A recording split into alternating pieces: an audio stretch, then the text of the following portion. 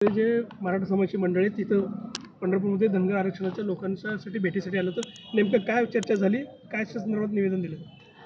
धनगर समाजातील समाज बांधव गेल्या 14 दिवसापासून पंढरपूर या ठिकाणी धनगर समाजाला एसटीमधून आरक्षण मिळावं यासाठी न्यायिक मागणीसाठी ते उपोषणाला बसलेले आहेत. लोकशाहीच्या मार्गाने त्यांचं आंदोलन चालू आहे.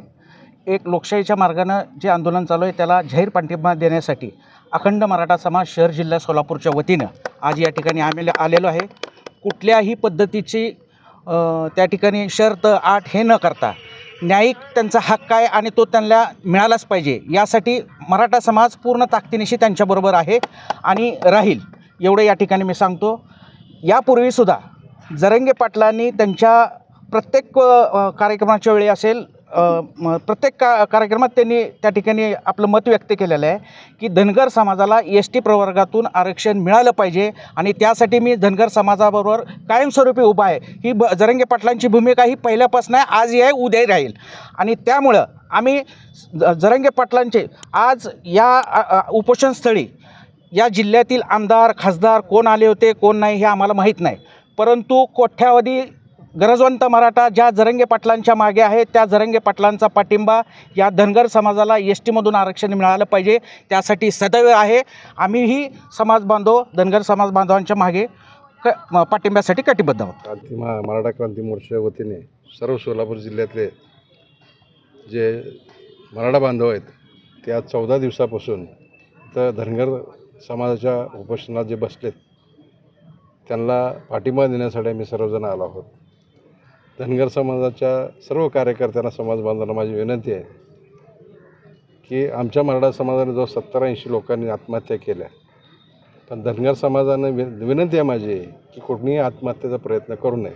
ही विनंती आहे. आपला जीव महत्त्वाचा, आपला जीव समाजासाठी महत्त्वाचा, तर आपण कुठल्याही प्रकारचा आत्महत्येचा प्रयत्न करू नये. आपण आरक्षण एस-टीमधून घेणार आहे, आम्ही OBC-मधून घेणार आहे, हे ठरलेलं आहे आणि ह्याला कुठेही माघार नाही. संविधानिक पद्धतीनं आपण एस-टीच्या प्रवर्गातून मागता, आम्ही OBC-मधून मागतो. प्रत्येकाचे प्रवर्ग वेगवेगळे आहेत. संविधान मार्गातून आपण हे आरक्षण घ्यायचं आहे. आणि आरक्षण कसं घ्यायचं आम्ही काय ठरवलं की सरकारच्या मुंडीवर पाय देऊन आरक्षण घेणार आहे. काय सांगितलं आम्ही, मराठा समाज जर आरक्षण घेईल तर सरकारच्या मुंडीवर पाय देऊन घेईल. तर धनगर समाजाच्या बांधवांना एवढीच विनंती आहे, आपण सुद्धा एकच निर्धार केला पाहिजे की आम्हाला एस-टीमध्ये जर आरक्षण द्यायचं असेल तर आम्ही तुमच्या मुंडीवर पाय देऊनच घेणार. एवढं त्याला सरकारला सांगायचं, आम्ही तुमच्या मुंडीवर पाय देऊन घेणार म्हणायचं. असं तसं आम्ही साधंसुद्धा घेणार नाही, आरक्षण म्हणजे घेणार.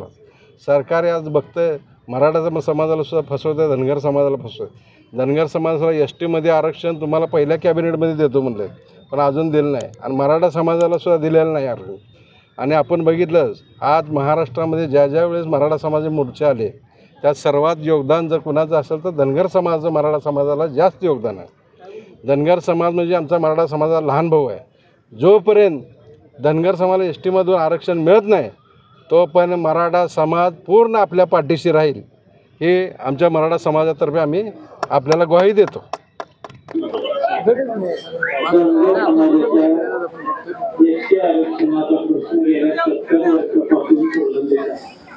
अनेक सरकार आली आणि तुम्ही आम्हाला सगळ्यांनी फसवण्याचं काम केलं. आज या सोलापूर जिल्ह्यातील मराठा बांधवांनी आम्हाला पाठिंबा दिला त्याबद्दल